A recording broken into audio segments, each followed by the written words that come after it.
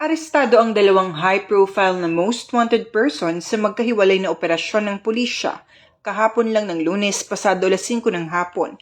Ang isa dito ay nahuli sa kanyang tinutuluyang bahay sa Paner Street, Barangay Minyan, Norzagaray, Bulacan. Siya, si alias Lito, 54 anyos, nagtatrabaho bilang construction worker na nadakip ng warrant and subpoena unit ng Muntinlupa City Police Station bilang kanilang top 7 most wanted person. Isinilbi ang warrant of arrest laban sa kanya kaugnay ng paglabag sa Comprehensive Dangerous Drugs Act of 2002. Ayon sa pulisya, walang inirekomendang piyansa ang korte para sa kanyang pansamantalang kalayaan.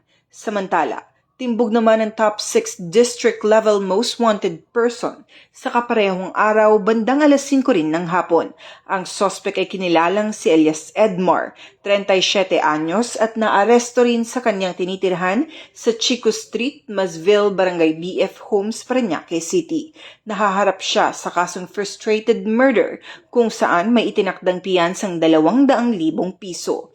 Kapwa rin ipinaalam sa mga sospek ang kanilang mga karapatan bago dinala sa kustodiya ng pulisya para sa tamang dokumentasyon. Mula dito sa Southern Police District, ako ang inyong PNN correspondent, Patrolwoman Meritoni Veva, at ito ang bagong PNP para sa bagong Pilipinas, serbisyong mabilis, tapat at nararamdaman.